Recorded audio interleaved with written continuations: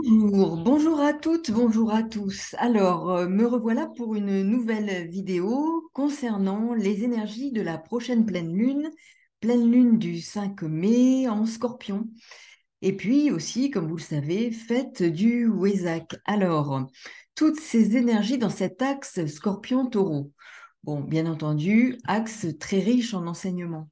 Alors, avant d'aborder, je dirais, l'interprétation de ces énergies de pleine lune dans l'axe Scorpion-Taureau, je voulais faire un point assez rapide, mais qui me permet de préciser certaines choses sur l'importance du cycle, donc Soleil-Lune, et aussi de tout ce que cela peut nous apporter en termes d'enseignement. Parce que souvent on dit pourquoi nouvelle lune, pleine lune, pourquoi faire des interprétations de ces temps et de ces moments-là d'une lunaison.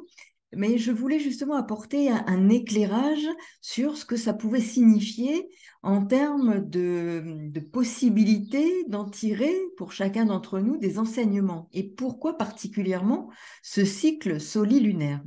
Alors, le cycle de lunaison est un cycle qui présente des clés pour notre cheminement personnel, notre cheminement individuel, celui qui est propre à chacun d'entre nous, chaque individu, indivisible de ce que notre âme, qui est souvent associée à ce luminaire, cette planète qui est la Lune, donc notre âme doit expérimenter et intégrer au cours du processus de son évolution sur le plan terrestre. Donc ça, c'est vraiment important à avoir à l'esprit.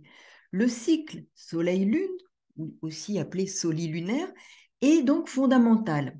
Les deux luminaires sont donc des astres éminemment importants pour la compréhension de notre livre de vie et de notre chemin de guérison. Alors, je parle bien de guérison, parce que la lunaison est en effet une voie de guérison. En tout cas, le processus de lunaison est un moyen de prendre conscience de certaines choses pour chacun d'entre nous et de nous engager sur une voie de guérison qui est ainsi présentée, qui est présentée à nous et qui est une forme de clé. Et donc, je répète, je dis bien de guérison.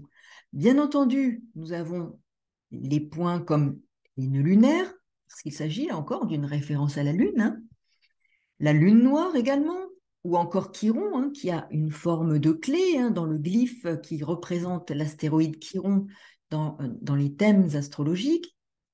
Et tous ces éléments contribuent, bien entendu, à comprendre ce que nous avons à décrypter dans nos ciels respectifs et dans notre livre de vie pour cheminer, pour évoluer, pour nous engager sur ce processus d'évolution. Alors, le cycle de lunaison, lui, nous renvoie plus précisément encore à notre âme et à son parcours sur cette planète Terre. Notre parcours est celui de notre âme sur cette planète Terre où nous sommes incarnés. Et la Lune, bien entendu, fait le tour du zodiaque. Elle revient à certains points parce elle est là aussi dans ce parcours pour déclencher, engager quelque chose qui nous permet de naître et renaître à chaque fois à nous-mêmes, mais avec une compréhension supplémentaire de certains aspects de notre existence. Et la Lune donc nous entraîne point par point, étape après étape, dans un voyage initiatique.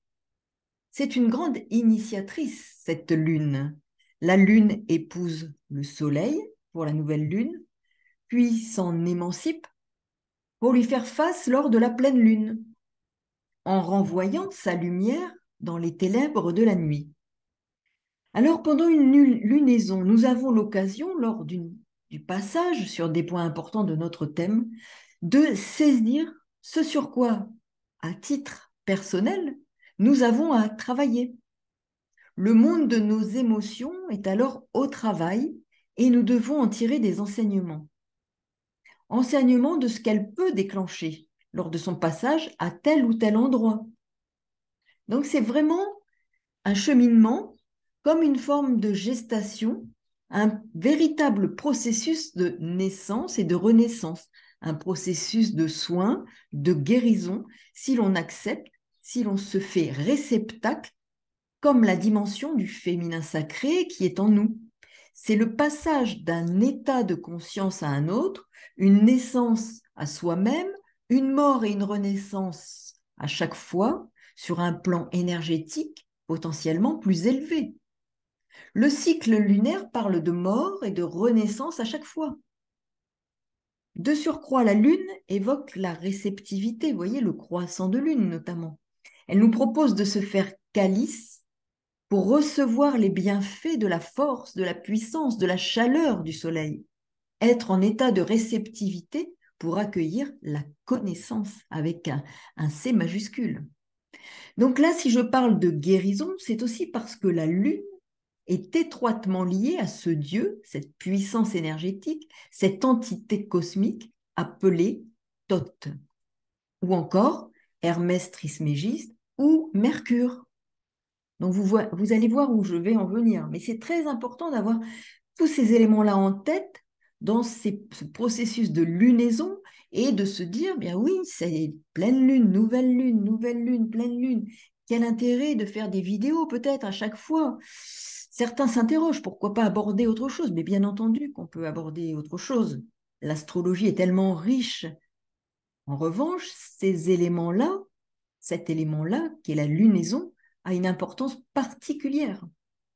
Donc cette entité, pour revenir à cette entité cosmique, ce Dieu, Hermès, Thoth, Mercure, cette entité qualifiée de Dieu-Lune, n'oublions pas qu'il est appelé aussi Dieu-Lune. Cette entité a pour mission de nous révéler la lumière dans la nuit, de refléter la lumière du soleil qui n'est autre que celle de la connaissance, afin de nous libérer des émotions toxiques, d'apporter la sérénité afin qu'il ne reste qu'une émotion, et une seule après le travail autour du zodiaque, maintes et maintes fois renouvelée, l'amour, seule et unique émotion qu'il faut savoir faire naître, éclore et nourrir au fond de notre sein. Le dieu Thoth, dieu lune, je le répète, entité suprême, accompagne ce mouvement. Et lorsque nous observons notre thème à la lumière de cette approche, de cette possible interprétation, nous avons accès à une voie permettant le développement du meilleur de notre être. C'est un accès à un plan vibratoire plus élevé, Thoth ou encore Hermès Trismégiste, et l'Atlante revenu. Donc j'ai beaucoup à dire à ce sujet, mais ayez en tête qu'il s'agit de cette entité Atlante revenu, et je parlerai d'entités très présentes actuellement sur notre plan terrestre. Il est le dieu, ou entité, mais dieu des médecins, il est le spécialiste des yeux, il en reconstitue les capacités. Intéressant, non? Vous ne trouvez pas? Reconstituer les capacités de la vue des yeux, spécialiste des yeux. Grande symbolique. Il est le dieu des pharmaciens, de la pharmacopée, des magiciens. Il est le maître des étoiles, le messager des dieux. Il est la voie pour notre évolution. Il nous guide vers les contrées de l'au-delà pour nous élever à travers l'expérience de notre vie terrestre vers des plans plus subtils, ceux de l'esprit. Il est le dieu psychopompe, celui qui accompagne les âmes dans la traversée vers l'autre rive de la vie. Comprenez bien ce message. C'est une entité, et cette entité est assimilée au soleil. Elle est le soleil de la nuit de notre âme, qui nous apporte la lumière lorsque parfois nous sommes au plus profond des ténèbres. Travailler avec ces cycles de lunaison et au passage de la lune sur des points de notre thème en observant à quel moment du cycle solilunaire nous sommes, où se situe la lune dans notre thème, est véritablement un exercice de prise de conscience majeur. C'est pourquoi à chaque lunaison, il est important de voir ce qui peut être activé ou réactivé chez nous. Qu'est-ce que cela peut déclencher? Pas forcément de spectaculaire, mais en profondeur. dans notre tréfonds, dans le secret de notre âme parfois, pour notre cheminement, notre évolution personnelle. Selon la maison dans laquelle la Lune transite et les points activés, il s'agit d'un enseignement à retirer parfois plus significatif qu'un autre, car la Lune réveillera des points sensibles et sera une étape clé pour nous. Cela nous demande d'être à l'écoute, d'être réceptif, de méditer pour recevoir, ce qui est d'ailleurs un attribut des fonctions lunaires. S'ouvrir, se faire réceptacle pour récolter ce que les clés cachées dans notre thème nous indiquent. Mais pour être réceptacle, pour se faire calice, il faut nettoyer, vider, purger ce qui est de trop. Et voyez le lien qu'il va être fait avec la prochaine pleine lune. Nettoyer, vider, purger ce qui est de trop. Aller à l'essentiel. La connaissance n'est qu'à ce prix, elle passe par une forme de détachement. C'est ainsi que la vraie liberté s'acquiert. Le cycle de lunaison est associé à la haute sagesse. La lune était nommée par les Égyptiens magnifique de la nuit. Alors, que peut-on dire maintenant par rapport à cette lunaison à venir? Nous avons ici, lunaison en cours, pardon, puisque c'est effectivement ce point-là qui est la pleine lune en Scorpion, 18h33 pour la France, 17h33 en temps universel. Alors, nous voyons ici une pleine lune à 14 degrés 58 secondes d'arc du Scorpion. Donc, opposé au Soleil qui est, de son côté, 14 degrés 58 minutes d'arc du Taureau, conjoint à Uranus. Planète maîtresse du Cancer, la Lune, où se situe donc en Cancer Mars. Et puis nous avons un autre aspect intéressant à examiner, Neptune au trigone de Mars, une des planètes maîtresses du Scorpion, et la Lune, planète maîtresse du Cancer. Vous voyez un peu, il y a là aussi des éléments intéressants à examiner en termes de réceptivité mutuelle. Neptune, trigone de Mars, et Saturne au sextile du nœud nord en Taureau. Et puis, bien sûr, Mercure. J'évoquais Mercure, qui est Mercure, Hermès Trismégiste, ou encore Thoth, donc dans cet élément, cette approche-là de Dieu Lune, alors que nous sommes à examiner les énergies de cette pleine lune, Mercure rétrograde. Donc cette pleine lune, je dirais à la lumière de ce que je viens évoquer, devrait nous apporter justement des éléments complémentaires en termes de clés, de compréhension de ce que nous avons à travailler, ou de ce qui se mettra au travail immanquablement, que l'on le veuille ou pas. Donc, faites du Vésac, c'est intéressant de voir que c'est cet axe Scorpion-Taureau. Cet axe-là, qui est éminemment spirituel. Alors certains vont dire, ah bon, mais oui, parce qu'il s'agit de spiritualiser la matière. Donc nous sommes vraiment dans cet axe qui demande de mettre tous ces éléments-là au travail. Axe de la matière spiritualisée, axe de la transmutation énergétique, de la transformation du plomb en or. C'est l'axe alchimique par excellence. L'axe des richesses, des dons, cette lune en Scorpion met en lumière la nécessité d'abandonner certaines peurs et de prendre conscience des attachements qui nous freinent, qui entravent notre évolution. L'expérience de la matière, puisque nous sommes incarnés, est indispensable à notre évolution spirituelle. Je répète, il s'agit de l'axe de la spiritualisation, de la matière spiritualisée. Mars, de son côté, une des deux planètes maîtresses du Scorpion, se trouve en Cancer, comme je le disais tout à l'heure, et la planète maîtresse du Cancer, la Lune, donc en Scorpion. Mars en Cancer, planète maîtresse du signe du Cancer, vient renforcer, puisque c'est la planète maîtresse, puisque j'évoque la Lune, vient renforcer l'action d'agir pour couper, rompre avec des habitudes, avec des attachements, et d'œuvrer à une forme de renaissance. Cette pleine lune peut favoriser du renouveau, des renaissances, des situations qui ressurgissent pour nous permettre de faire table rase de certaines choses, de certains fonctionnements, afin de nous autonomiser, de nous émanciper, de nous libérer de liens, afin de ne plus être en situation de dépendance. Donc à chacun d'entre nous de voir et d'observer ce qui peut ressurgir de nos tréfonds, mais aussi dans des situations très concrètes qui vont émerger, parfois de nos propres enfers intérieurs, afin de renaître de nos cendres, de devenir toujours plus autonomes, indépendants, libres. Et puis, vous voyez, ce soleil qui est conjoint à Uranus, en face, en taureau, renforce cette notion d'indépendance quant à des valeurs matérielles, volonté d'indépendance, mais aussi de se libérer de certaines situations devenues trop lourdes. Des situations inattendues peuvent générer des souhaits, des envies, un besoin d'indépendance, un surcroît d'indépendance ou de liberté.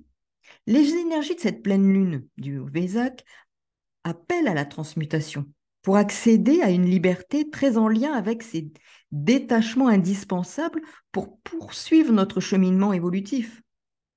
Saturne, de son côté, comme je vous le disais tout à l'heure, est au sextile du nœud nord en taureau. Là, il y a véritablement un enseignement concret à retirer de ces expériences pour tendre vers une libération. Et n'oublions pas donc que le Soleil est conjoint à Uranus.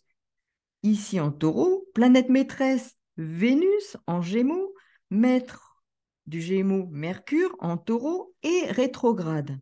Donc là encore, réception mutuelle, comme je l'évoquais déjà dans une précédente vidéo. C'est important d'avoir cela en tête et vous pouvez réécouter. Il s'agit de quoi là? D'autant que Mercure, je le répète, est rétrograde. Méditer pour comprendre, prendre le recul pour repartir sur de nouvelles bases. Cette phase peut être l'occasion de changements importants, de changements sinon actés, de besoins de changement, de besoins de transformation ou d'apporter des transformations dans notre vie, dans notre façon de vivre au quotidien. Les risques de rupture sont grands car au plan émotionnel, les tensions sont importantes. Mercure rétrograde renforcera les risques de problèmes de communication, de tensions dans les échanges, dans la communication, des échanges difficiles, une forme d'incommunicabilité. Les affects, les émotions doivent être purgés pour accéder à une communication éclairée et avisée. Il faut être vigilant de ne pas prendre de décisions sous impulsion dans le cadre d'un besoin important ou d'une envie de changement, mais de se laisser plutôt inspirer avant d'agir, prendre du recul et de travailler une forme de meilleur contrôle émotionnel, à plus de tranquillité, de paix intérieure. Patience, maîtrise, se défaire de mauvaises habitudes, se détendre, c'est aussi une pleine lune qui doit permettre et favoriser la créativité. Mars est au trigone de Neptune, qui effectivement sera un appui. Il s'agira de mettre notre capacité d'action au service d'un idéal, prendre le temps pour préparer sa mise en œuvre, se laisser guider dans nos actions par une intuition juste qu'il faudra savoir faire fructifier, nourrir par des émotions apaisées. Donc, les grands mots à retenir, c'est méditer, méditer et prier pour recevoir une inspiration, l'intuition qui guidera nos actions de façon juste, purger d'émotions toxiques qui nous feraient agir de façon négative et de façon inappropriée. Voilà, je vous souhaite une belle nouvelle lune, belles énergies de Vésac, de transformation. Soyez à l'écoute, réceptifs. Ces énergies sont puissantes. Cet axe est puissant. Scorpion-Taureau, une lune intense, une lune en Scorpion, émotion intense. Beaucoup de travail à la clé. Soyez à l'écoute des clés, observez les clés qui sont dans votre thème. Et ça, ce sera un guide fondamental. À très bientôt Et merci encore pour tous vos messages. Au revoir.